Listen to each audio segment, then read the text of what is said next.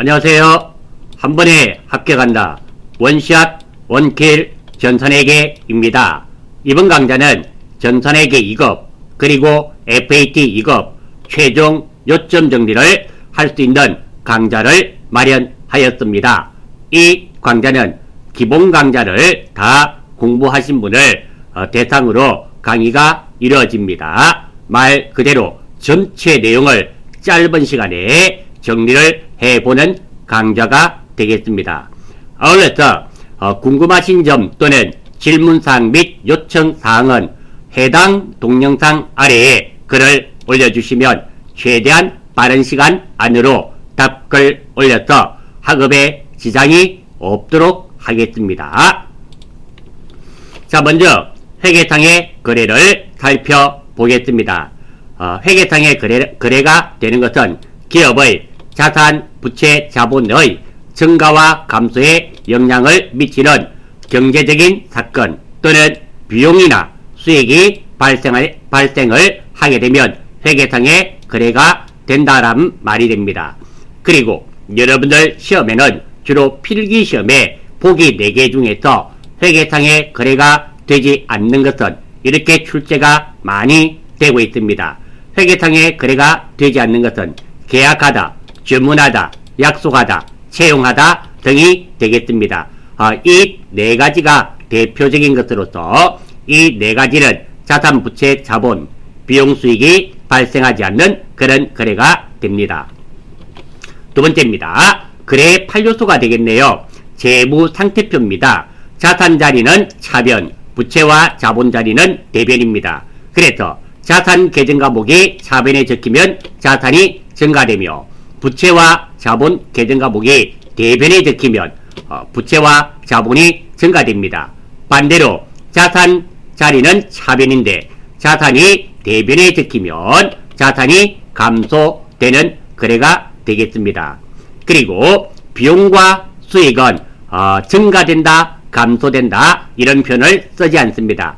비용의 발생 또는 수익의 발생 그리고 비용이 감소된다는 표현이 아니고요. 비용은 소멸된다. 수익도 마찬가지입니다. 수익이 없어지는 것을 수익이 소멸된다. 이런 표현을 씁니다. 어느서 재무상태표 하면 생각나셔야 되는 것이 일정 시점의 재무상태를 나타내는 표가 되고요. 손익계산서는 일정 기간의 경영성과를 나타내는 표가 되겠습니다. 그리고 회계의 기본 요소로서 재무상태표에서는 조금 전에 보셨듯이 자산, 부채, 자본이 나타나고요. 손익계산서에서는 비용과 수익이 표시된다라는 거 기억해 주시면 좋겠습니다. 거래의 이중성이네요. 자, 거래의 이중성과 대차 평균의 원리를 혼돈을 하시는 분이 많이 있습니다. 자, 거래의 이중성이란 말은 어떤 거래가 발생되면 차변의 요소와 대변의 요소가 같이 발생한다는 것이 거래의 이중성입니다. 한번 보겠습니다. 차변에 발생한 거래는 반드시 대변에도 같은 금액의 거래가 발생한다. 자, 거래의 이중성에서는 같은 금액보다는 차변에 계정 과목이 나오면 대변에도 계정 과목이 무조건 나와야 된다. 이런 것이 거래의 이중성이 되고요. 대차 평균의 원리는 물론 거래의 이중성의 원리에 포함이 됩니다. 포함이 되지만 이 핵심적인 내용은 대차 평균의 원리는 차변의 합계 금액과 대변의 합계 금액은 항상 일치한다. 이것이 됩니다.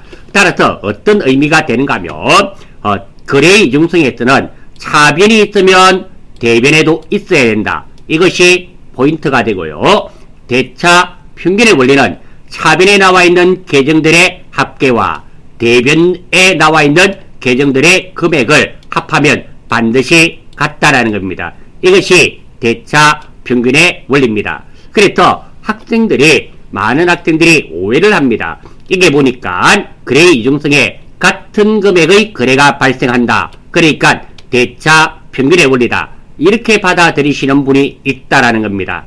자, 여기 보시면 거래의 이중성은 차변에 발생한 거래는 반드시 대변에도 나타난다는 말이 포인트가 되고, 그리고 대차 평균의 원리는 차변의 금액 합계와 대변의 금액 합계가 같다라는 것이 포인트라는 겁니다. 의외로 많은 신분이 놓치고 있으니까 여러분들은 놓치지 않도록 하십시오.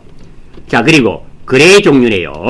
교환거래, 손익거래, 혼합거래가 있는데요. 교환거래는 분계를 했을 때 차변과 대변이 무엇으로만 재무상태표 계정, 즉 차변과 대변이 무엇으로만 자산, 부채, 자본으로만 나타난 것이 교환거래가 됩니다.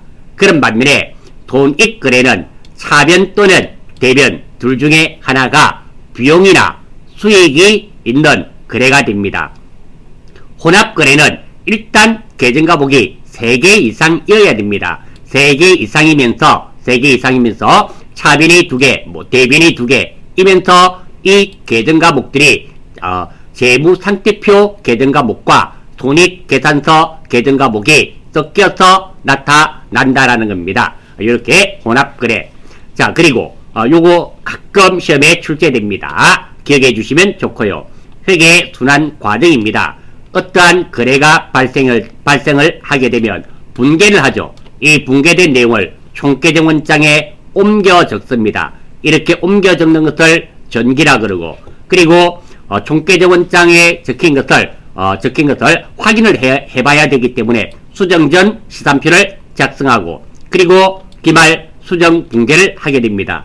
기말 수정 분계가 또 완벽하게 되었는지 검증을 해야 되겠죠. 그러니까 수정 후 시산표 작성이 되고요. 그리고 수익, 비용의 계정을 마감하고, 마지막으로 자산, 부채, 자본의 계정을 마감한 다음 최종적으로는 재무제표를 작성하게 된다라는 겁니다. 이 회계의 순환 과정도 종종 출제되는 그런 내용이며, 이것이 전산회계 2급, FAT 2급에만 출제되는 게 아니라 그 이상의 시험에서도 출제되는 부분입니다.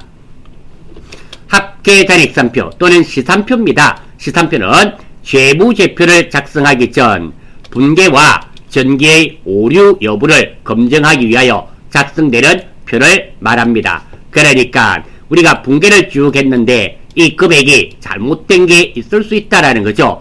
그거 확인하기 위해서 작성하는 것이 시산표 작성이 됩니다. 그래서 차변과 대변의 금액을 다르게 입력했을 경우 오류를 검증할 수 있다.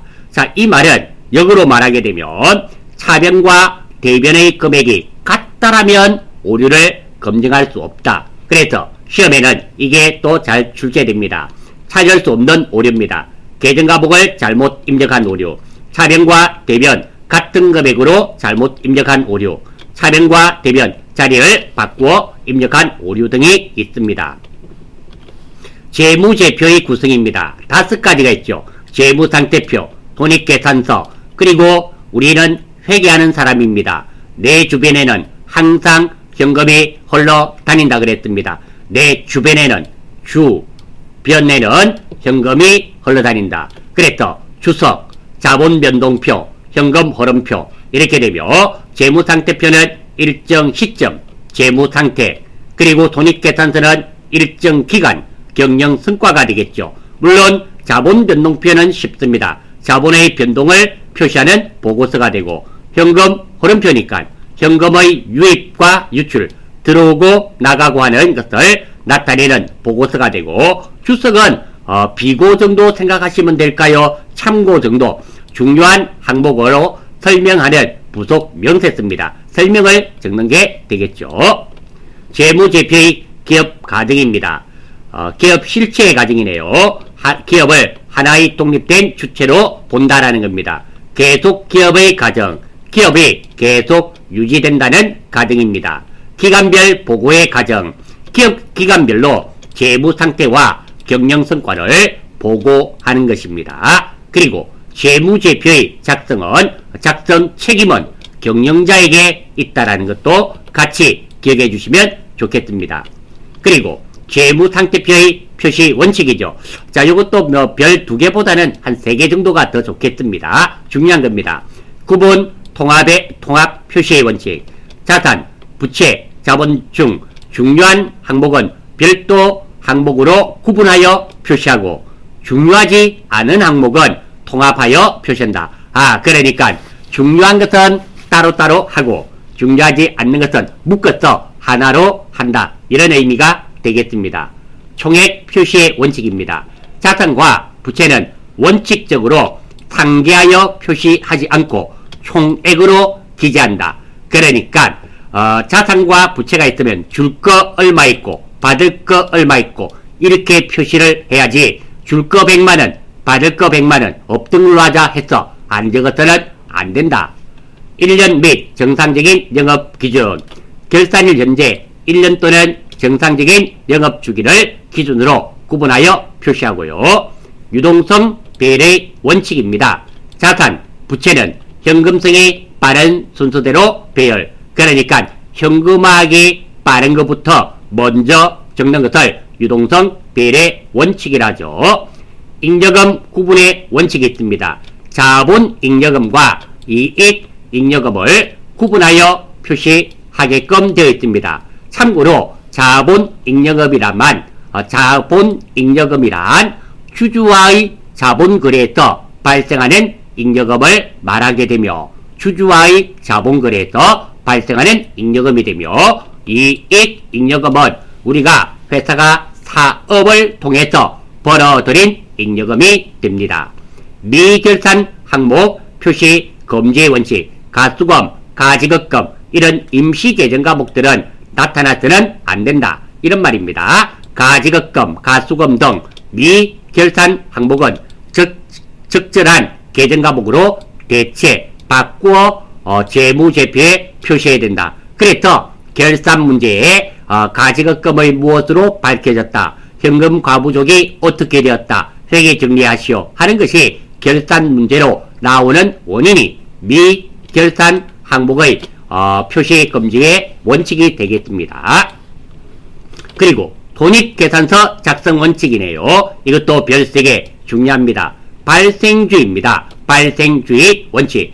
현금의 유입, 유출의 경제적 사건이 발생했을 때 수익과 비용을 인식한다. 즉 다시 말해서 실제로 돈을 주고 받고는 필요가 없다라는 겁니다. 어떠한 거래가 발생을 했을 때 수익과 비용을 인식한다.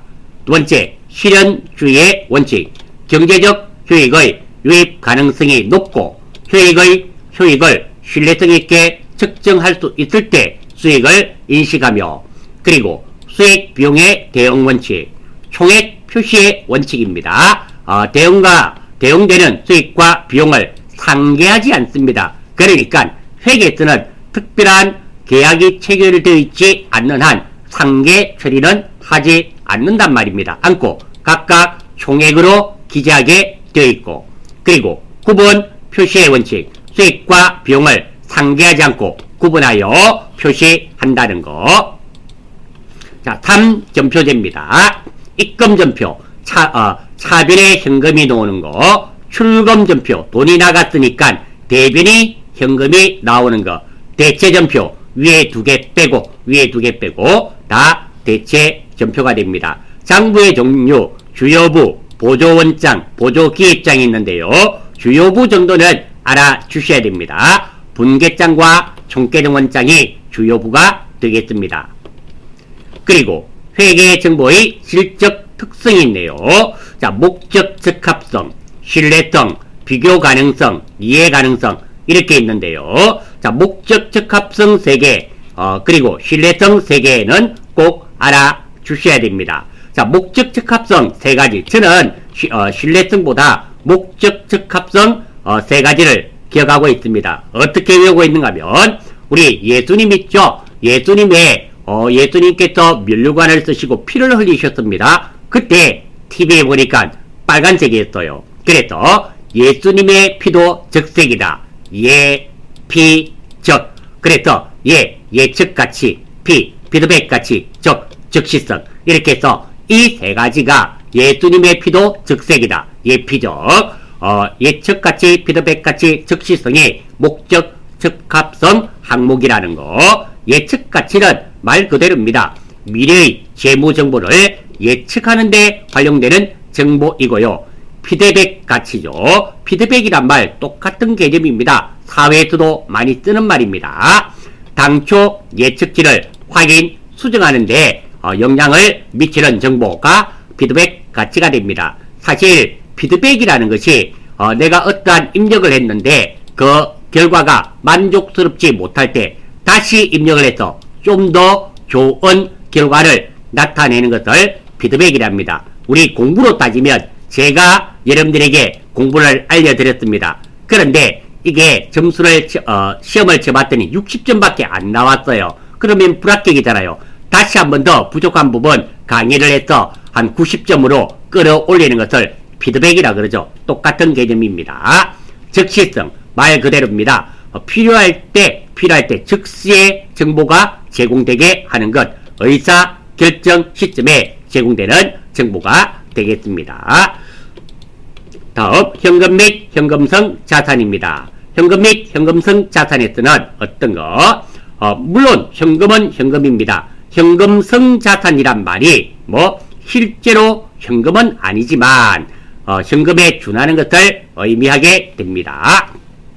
특히 한번 보겠습니다. 큰 거래 비용 없이 현금으로 전환이 용이하고 이자율 변동에 따른 위험이 경미한 금융 상품으로 취득 당시 만기가 3개월 이내인 자산, 특히 이 중에서는 만기가 3개월 이내인 자산.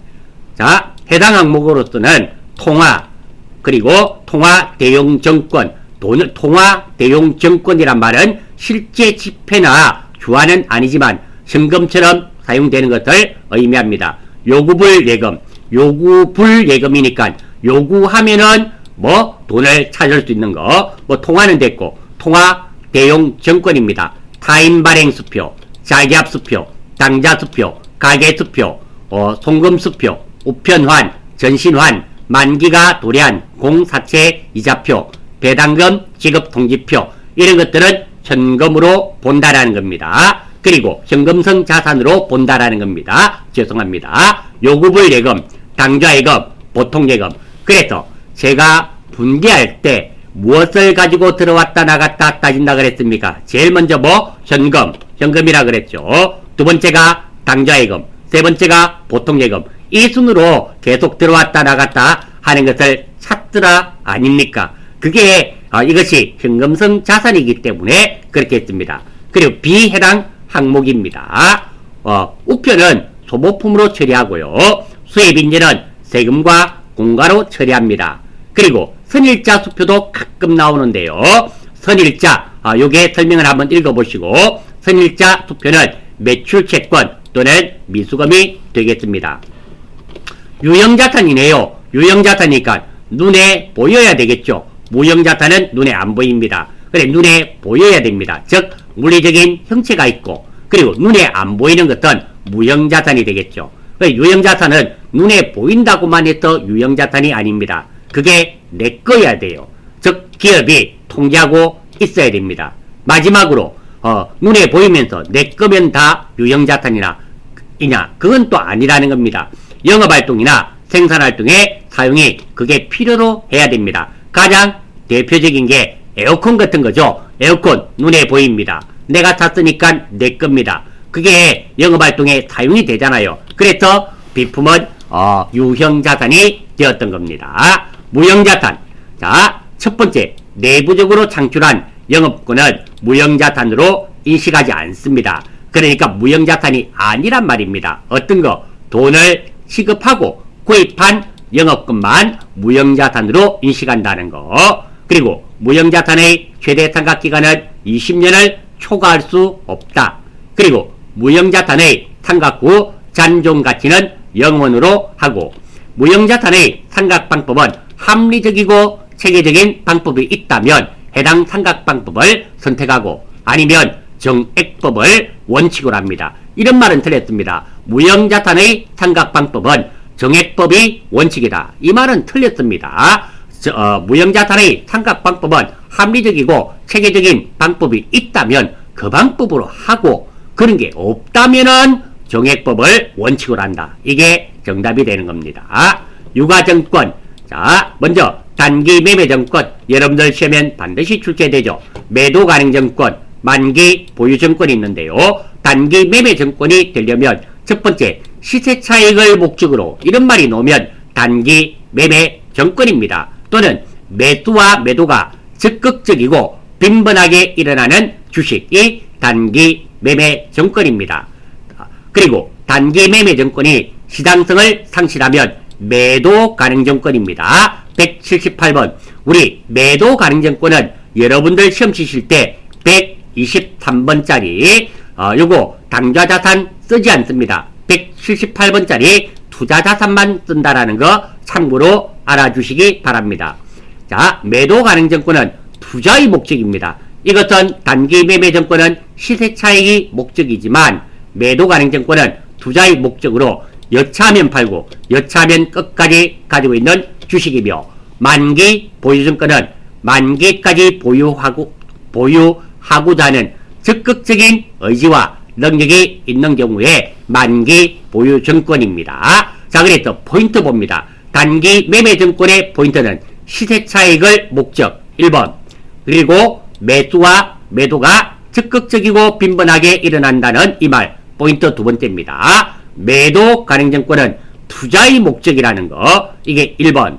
그리고 만기 보유증권은 만기까지 보유하고자 하는 적극적인 의지와 능력이 있어야지만 만기 보유증권으로 분류된다라는 거. 그리고 우리가 사용하는 매도가능증권은 전체가 123번짜리 당좌자산 아닙니다.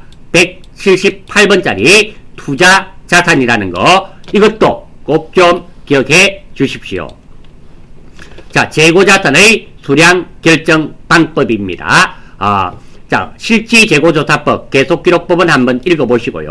간목, 코딱지만큼 없어지는 거, 공손, 불량품이라는 거, 간문에 없어지는 거, 공손은 불량품이라는 거. 다음, 재고자산의 단가 결정 방법, 이게 중요하죠. 개별법, 선입선출법, 이동평균법, 총평균법이 있는데요.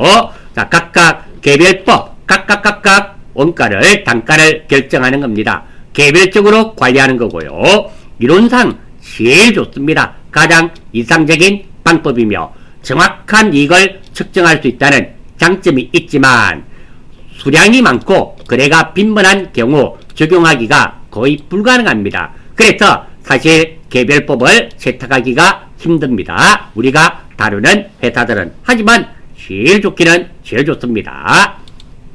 선입선출, 먼저 들어오는 것부터 먼저 꺼내주는 방법입니다. 먼저 매입한 것을 먼저 판매되는 것으로 가정하는 겁니다. 물량의 흐름과 일치한다. 이거 무엇이라 생각하면 된다 그랬습니까? 먼저 들어온 사람부터 먼저 처리해준다. 은행에 돈을 찾으러 갔을 때 여러 사람이 온다면 먼저 들어온 사람부터 먼저 해주지 않습니까? 그게 물량의 흐름과 일치한다. 이렇게 받아들이시면 되고요. 그리고 수익과 비용의 대응이 적절히 이루어지지 않습니다. 왜? 지금 물가가 쭉 오른다 치고 지금 예를 들어서 200원 하는데 내가 살 때는 처음에는 100원 주고 샀습니다. 그러면 지금 현재 200원 하는데 100원짜리를 꺼내주니까 수익과 비용이 대응이 적절하게 이루어지지 않습니다. 물가 상승 시에는 손익이 높게 계상이 되고요.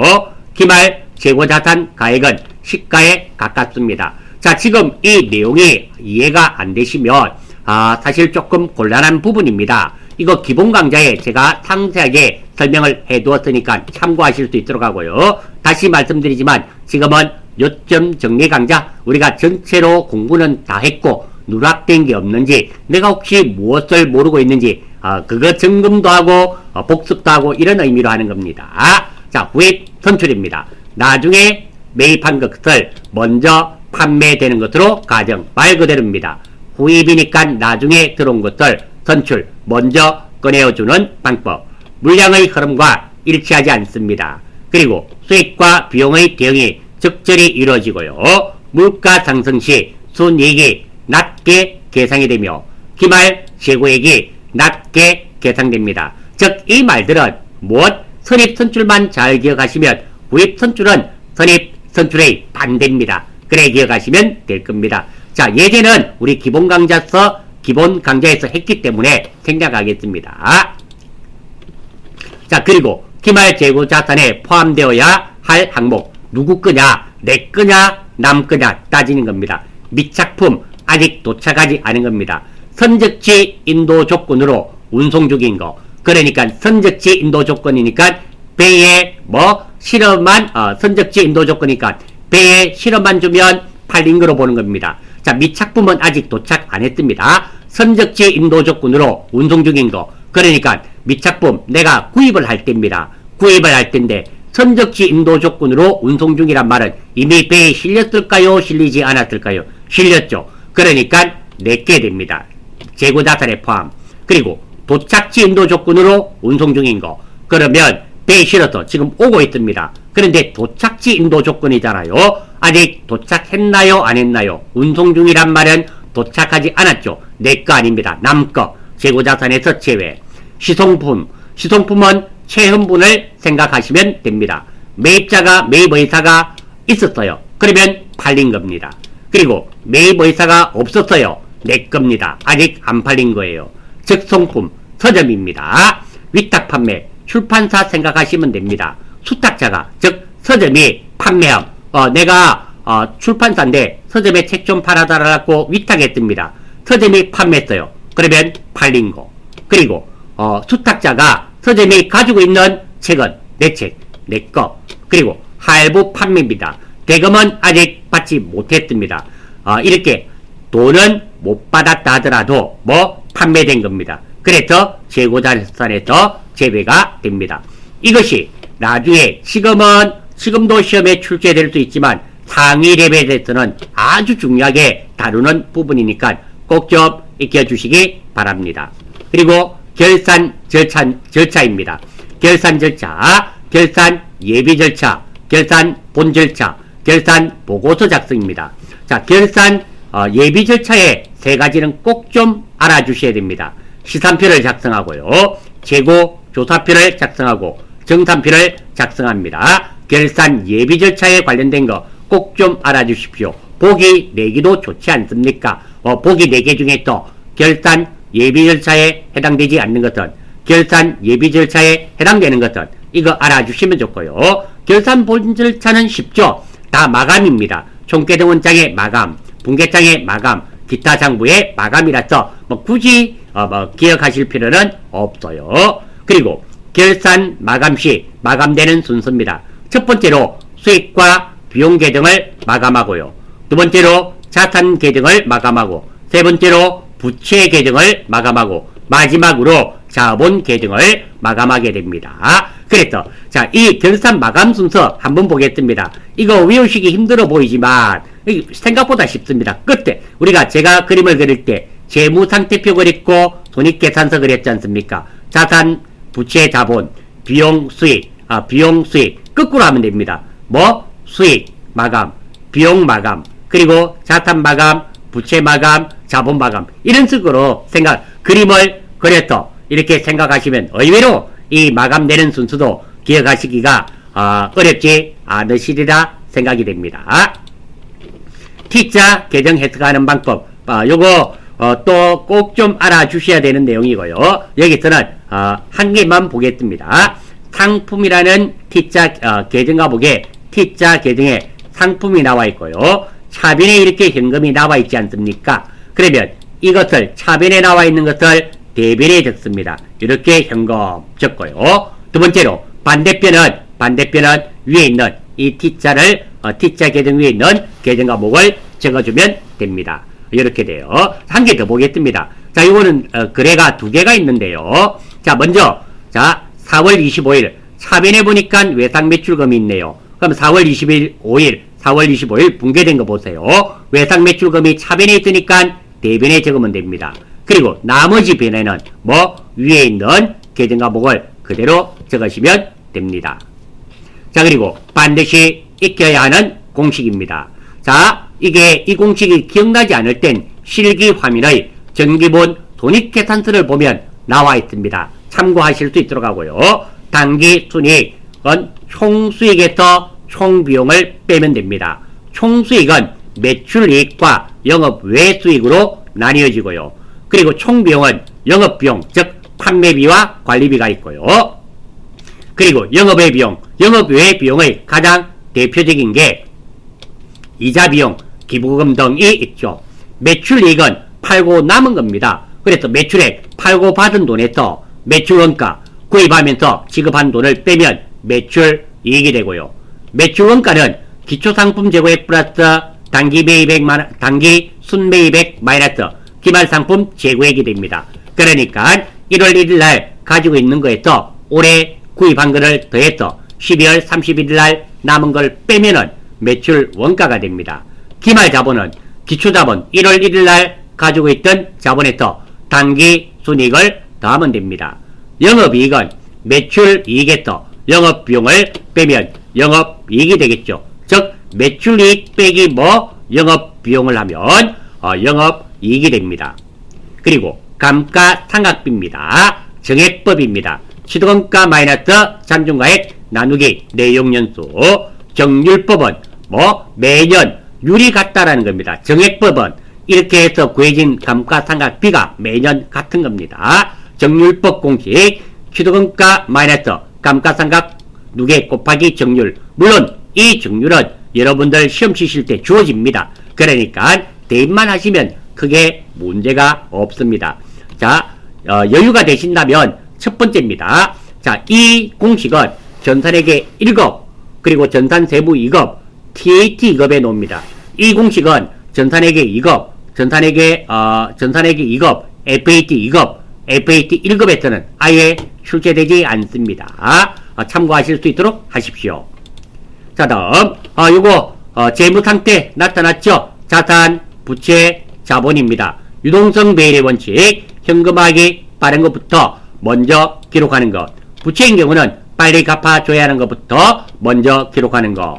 그리고 대차 평균의 원리죠. 차변의 금액합계와 대변의 금액합계는 반드시 일치한다라는 거. 이 대차 평균의 원리에 의해서 자본 등식이 나옵니다. 자본은 자산 마이너스 부채 또는 자산은 부채 플러스 자본이 되겠죠.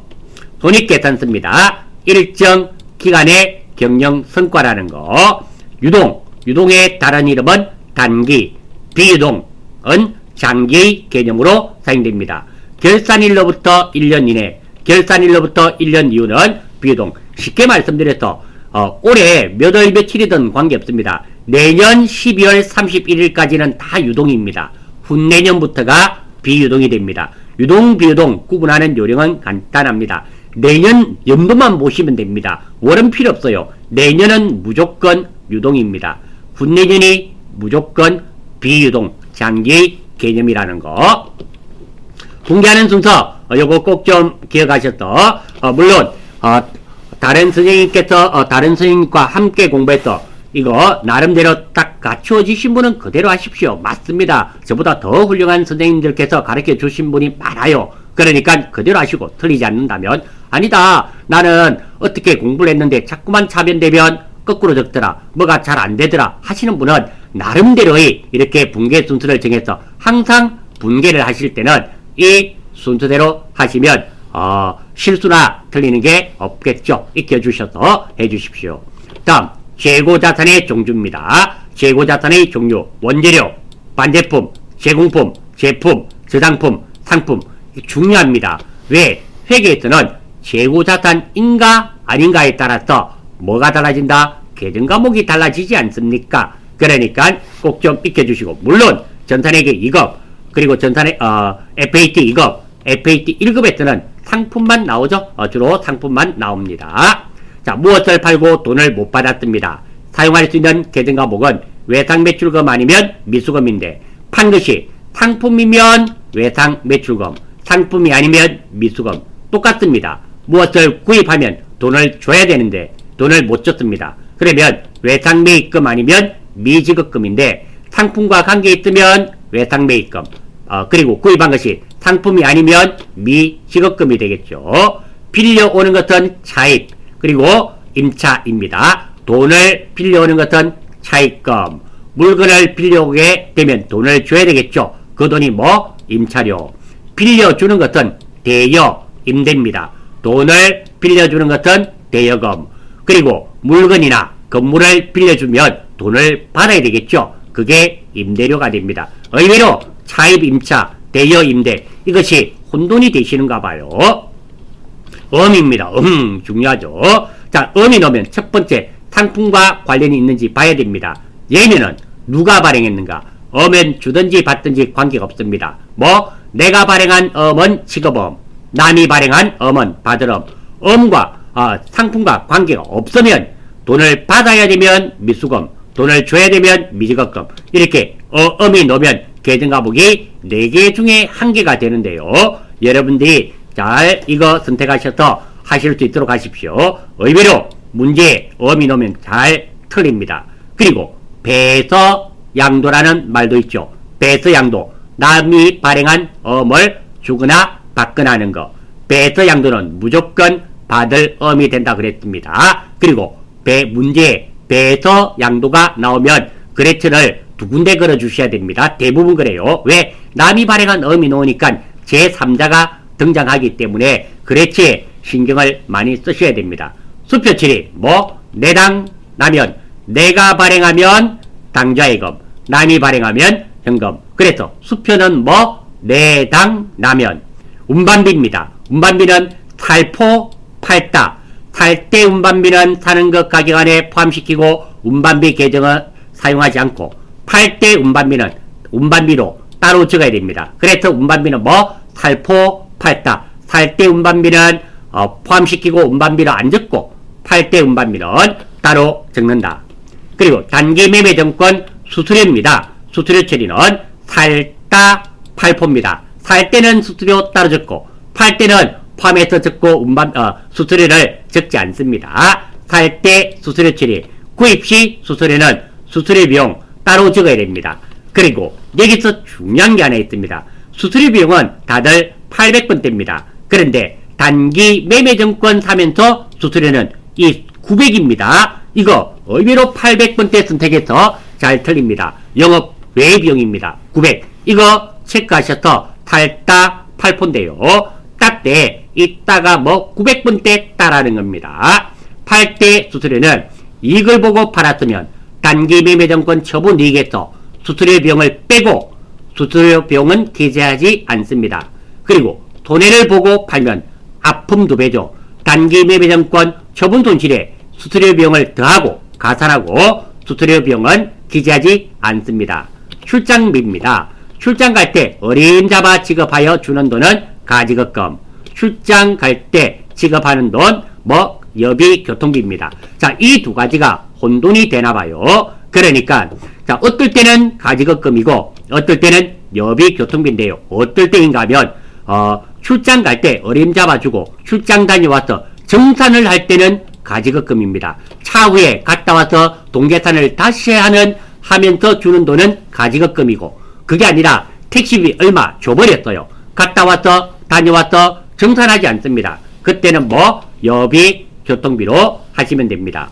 출장 다녀와서 정산하는 경우는 갈 때 가지급금을 했기 때문에 정산이 될 때는 여비 교통비로 정산이 일어나야 되겠죠. 갈 때 가지급금이 어느 변에 있습니까? 차변. 정산될 때는 항상 반대편에 이렇게 적힙니다. 가지급금 무엇으로 정산됩니까? 여비 교통비로 정산됩니다. 그리고 예수금과 세금과 공과의 차이입니다. 예수금 뭐 내가 돈을 주면서 세금 성격의 것을 받는 것. 그러니까 급여 같은 거 주면서 원천징수죠. 돈을 주는 내용 플러스 원천징수. 내가 돈을 주면서 원천징수 강제로 세금 성격의 것을 떼는 것은 예수금. 두 번째, 반대로 돈을 받는 내용 플러스 원천징수. 내가 이자 같은 거 받으면서 세금 떼이고 받았습니다. 이때 떼인 세금은 선납세금.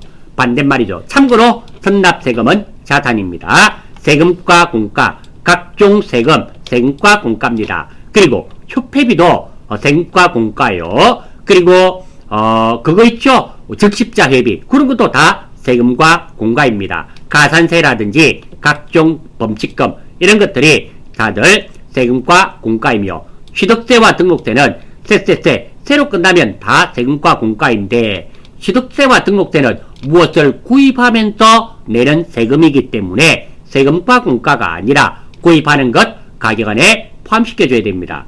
현금 과부족 적립입니다. 현금은 남차부대입니다. 현금은 남차부대. 그러니까 현금을 적는데 남으면 현금을 어디에 차변, 부족하면 어디에 대변에. 그래서 현금은 남차부대 이렇게 했습니다. 실제로 그런가 봐요. 돈이 남는 경우 장부의 금액을 올려야 됩니다. 그래서 현금을 어느 변 차변. 돈이 부족한 경우 장부의 금액을 내려야 됩니다. 그 장부의 금액이 내려가려면 현금이 나간 것으로 해야 되겠죠. 그래서 현금이 대변입니다. 보십시오. 현금은 남차부대. 남으면 현금을 어디에 차변. 그리고 부족하면 현금을 어디에 대변에. 그래서 현금 과부족을 정리할 때는 현금은 남차부대 이렇게 이런 회계상의 요거는 존재하지 않습니다. 제가 여러분들 잘 익히시라고 요거 만들어 둔 겁니다.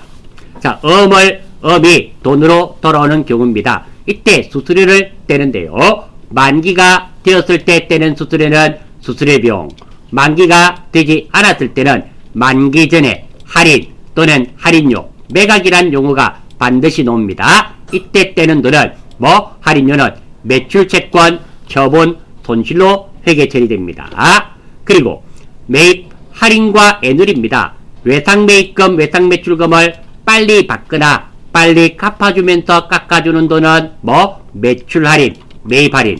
그리고 제품에 하자가 있어서 깎아주는 것은 매출 애누리, 매입 애누리. 그리고 매출 시점, 매입 시점에서 바로 할인해 주는 것은 할인이나 애누리 쓰지 않고 매입액, 매출액에서 바로 차감하고 할인이나 애누리를 쓰지 않습니다. 대손 충당금 처리입니다. 대손이란 채권 중 일부 또는 전부를 돌려받지 못하는 것을 의미하게 됩니다.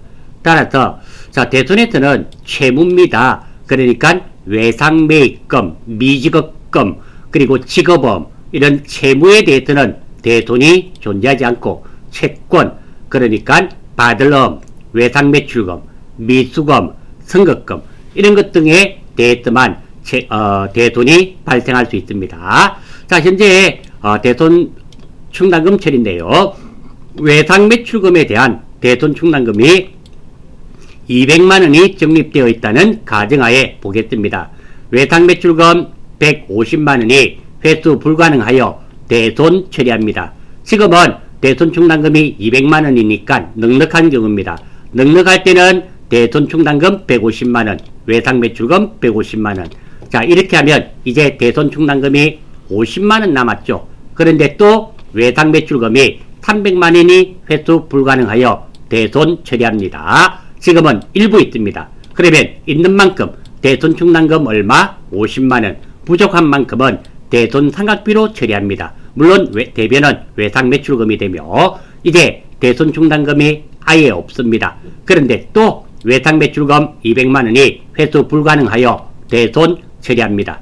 대손 충당금이 아예 없는 경우는 대손 상각비로 처리한다는 거. 그래서 이 가운데 거 일부 있는 부분을 생각하시면 좋겠네요. 넉넉하면 대손 충당금, 일부 있으면 있는 만큼 대손 충당금, 없는 만큼 대손 상각비, 아예 없을 땐 대손 상각비로 회계 처리된다는 거 꼭 좀 기억해 주십시오.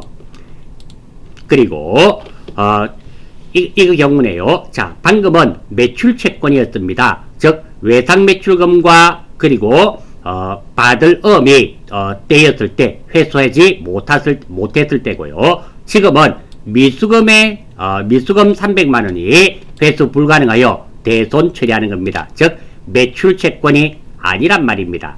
단 미수금에 대한 대손 충당금은 50만원이 있다. 그러면 300만원이니까 일부 있는 경우죠. 대손 충당금이 일부 있는 경우인데요. 일부 있는 경우는 대손 있는 만큼 대손 충당금, 없는 만큼 대손 상각비가 맞습니다. 그런데 이게 떼인 것이 매출 채권, 외상매출금과 받을 엄이었다면 이게 맞아요. 하지만 지금은 미수금 매출 채권 이외의 채권일 때는 뭐 기타의 대손상각비입니다. 앞에 기타의라는 뭐 수식어가 들어가야 된다는 거. 두 번째입니다. 이렇게 했더니 많은 학생이 또 오해를 해요. 어떤 거? 대손충당금도 앞에 기타의 대손충당금이 아닙니까? 아닙니다. 대손충당금은 대손충당금이고 그리고 대손상각비가 뭐 기타의 대손상각비라는 거 하나. 두 번째입니다. 자, 대손 처리한 명성의 외상매출금 150만원을 보통예금으로 받았습니다. 자, 이런 문제가 나왔을 때도 보통예금은 아무도 안 틀려요. 이 대변이 뭐 외상매출금으로 해서 틀립니다. 아닙니다. 보십시오. 그냥 외상매출금 150만원을 보통예금으로 받았다, 이 말이었다면 이게 외상매출금이 맞습니다. 하지만 대손 처리한이잖아요. 그러니까 예전에 명성이한테 외상매출금 받을 게 있었는데 대손 처리 이미 했어요. 근데 그 돈을 돌려받은 겁니다. 그러니까 이럴 때는 대손 처리한 외상매출금을 받았을 때는 외상매출금을 받는 것이 아니라 뭐 대손 충당금을 받는 거라는 거. 그리고 붕괴를 했을 때 복리후생비라는 계정 과목이 선택이 되면 꼭 이 세 가지를 다시 한 번 더 생각하셔야 됩니다. 첫 번째, 우리 회사 직원을 위해서 사용되었는지. 두 번째, 소유권이 우리 회사 직원이 기뻐하는지. 세 번째, 소유권이 우리 회사 직원 것인지. 이 세 가지를 다 만족했을 때만 복리후생비를 선택하실 수가 있습니다.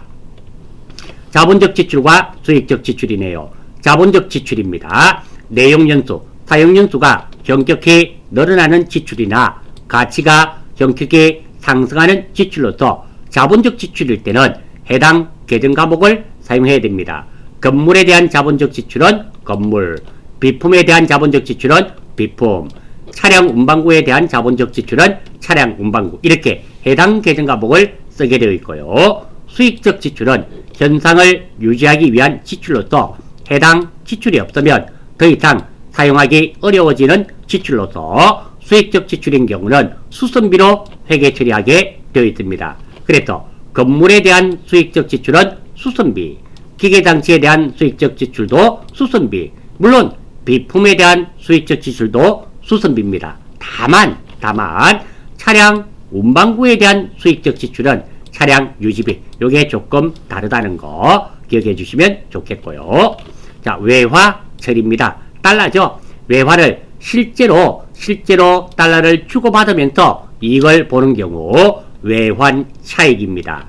그리고 실제로 주고받으면서 손해를 보게 되면 외환 차손, 외환 차익, 외환 차손은 일반 전표에만 나옵니다. 결산에서는 거의 안 나와요. 그리고 외화를 가지고 있으면서 이익이나 손해를 보는 경우 있죠. 평가를 한다는 표현을 써요. 기말 결산에 주로 나옵니다. 결산에 평가를 하기 때문입니다.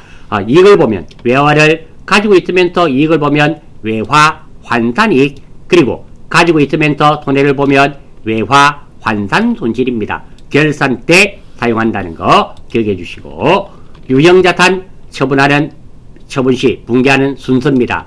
자, 이게 유형자산 처분하는 시는 게 회계 2급, FAT 2급 하시면 참 어려우신가 봐요. 그래서 제가 유형자산 처분할 때는 반드시 이 순서대로 기재합니다. 자, 문제는 여기 나와 있고요. 첫 번째, 8년은 유형자산과 시도금가를 대변 끝에 적습니다. 지금 기계장치 팔고요. 시도금가네요. 1번입니다. 2,500만원 대변에 적었습니다. 두 번째, 감가상각 누계액을 차변 제일 왼쪽 끝에 적습니다. 뭐 감가상각 누계액 1,600이네요. 감가상각 누계액 1,600 두 번째 적었습니다. 다음 3번, 시도금가에서 감가상각 누계액을 해서 얼마짜리로 생각하는지 구합니다. 시도금가 2,500만원, 감가상각 누계액 1,600만원. 그럼 나는 900만원으로 생각하고네요. 이게 900만원이 됩니다. 네 번째, 실제 받는 금액에서 3번 금액을 빼요. 받는 금액이 얼마입니까? 600만원 빼기 900만원 했더니 마이너스입니다. 마이너스 금액이면 유형자산 처분 손실을 차변해, 그래서 유형자산 처분 손실 300만원 적고요. 마지막으로 실제로 돈 받는 내용 300만원 못 받았잖아요. 그러면 외상 매출금 아니면 미수금인데 상품이 아니잖아요. 그래서 미수거 그리고 거래처 걸어주고 이 순서로 항상 해주시면 틀리지 않고 실수도 없다라는 겁니다. 그리고 조회하는 순서입니다. 조회하는 문제 보통 한 10점 정도로 나오죠. 반드시 순서대로 해야 됩니다. 저는 찾을 때 이 5개 안에서 무조건 찾습니다. 이거 바깥에 있는 경우는 없다 이렇게 생각하시면 돼요. 첫 번째 문제를 딱 읽어보고 회사 이름이 있든지 거래처라는 글자가 있으면 거래처 원장에서 조회하시면 됩니다. 그리고 이게 없으면 전기분, 유동, 비유동 이런 것이 있는지 봅니다. 그러면 결산, 재무제표의 재무상태표를 조회하고요. 2번도 아니에요. 그러면 계정과목이 1개가 있든지 1개가 추측되면 총계정원장, 그리고 이것도 아니면 시작월을 봅니다. 1월부터이면 합계잔액산표, 시작월이 1월부터가 아니면 1월계표를 찾아보시면 돼요. 그런데 1월부터라서 합계잔액산표를 받습니다. 근데 없는 경우도 있어요. 그러면 1월계표를 보시고, 그리고 1월계표를 봤는데 없는 경우 있어요. 그러면 합계잔액산표를 보시면 됩니다. 그런데 내가 봤더니 여기에 있어서 찾아봤더니 없어요. 그럼 1번부터 순서대로 이렇게 쭉 찾아보시면 이 5개 안에는 다 있다. 이렇게 하시면 됩니다. 그런데 빠르고 정확하게 해야 하기 때문에 이 순서를 기억해 주시면 좋습니다. 그리고 부가세 관련 조회가 제일 먼저입니다. 이거보다 부가세 관련 조회가 제일 먼저인데요. FAT 이거 전산회계 2급에서는 부가세가 안 나오죠. 그래서 전산회계 1급 이상에서 출제가 됩니다. 아무튼 부가세는 부가세 신고서 보고요. 없으면 부가세 합계표, 없으면 메인 매출장 순으로 조회를 하면 이 3개 안에는 다 있다. 이래 생각하시면 됩니다. 자, 조회 예제 한번 볼게요. 2분기 4월에서 6월 중 판매비와 관리비가 가장 많은 월과 가장 적은 들은, 자, 첫 번째입니다. 회사 이름이나 거래처란 글자가 없죠. 전기분, 유동, 비유동 이런 거 없죠. 판매비와 관리비는 계정 과목이 아닙니다. 판매비와 관리비에는 거벼, 접대비, 복리후생비 많습니다. 이 계정 과목이 1개가 아니에요. 그래서 시작월을 봤더니 몇 월입니까? 1월이었으면 합계잔액산표인데 1월이 아니죠. 그래서 1월계표를 조회하게 됩니다. 자, 1월의 매출금 입금액은 얼마인가? 회사 이름이나 거래처라는 글자가 없죠. 두 번째, 전기분, 유동, 비유동 이런 것도 없죠. 세 번째, 외상 매출금이 나왔잖아요. 입금액이니까. 그래서 총계정 원장입니다. 세 번째, 상반기 1월에서 6월 현금의 지출이 가장 많은 달은 몇 월이며 그 금액은 얼마인가? 이것도 마찬가지입니다. 첫 번째, 회사 이름이나 거래처라는 글자가 없죠. 전기분, 유동, 비유동 이런 것도 없죠. 그리고 현금이라는 거 있잖아요. 현금 지출이니까 현금이란 계정이 나왔죠. 총계정 원장입니다. 4번 한번 봐요. 6월 말 현재 비유동 자산은 전기 말과 대비하여 얼마 증가하였는가? 첫 번째, 회사 이름이나 거래처란 글자가 없죠. 전기분, 유동, 비유동 나와 있잖아요. 그러니까 결산 재무제표의 재무상태표입니다. 그리고 1월부터 6월까지 판매비와 관리비 중 접대비 지출이 가장 많은 월의 금액과 차이는 합산은 얼마고, 이것도 마찬가지입니다. 첫 번째, 회사 이름이나 거래처란 글자가 없죠. 전기분, 유동, 비유동 이런 것도 없습니다. 자, 계정 과목이 1개 나왔어요. 이거 총계정 원장 하시면 안 됩니다. 자, 이 접대비는 판매비와 관리비 안에 들어가 있는 접대비입니다. 따라서 이건 접대비로 받아들이시면 안 돼요. 판매비와 관리비입니다. 그래서 이것도 아니에요. 그럼 시작월이 몇 월입니까? 1월입니다. 그래서 합계잔액산표를 보면 되는데요. 만약에 합계잔액산표에 없다면 1월계표를 찾아보시면 답이 있다라는 겁니다. 그리고 6월 30일 현재 매출처 본오전자의 외상매출금 잔액은 회사 이름이나 거래처란 글자가 있나요? 본오전자라는 회사 이름이 나왔잖아요. 그러니까 이것은 거래처 원장. 이 순서로 찾아주시면 쉽게 찾으실 수 있습니다. 자, 이름으로써 전산회계 2급 부분의 요점 정리 강좌는 마치는 걸로 하겠습니다. 수고했습니다.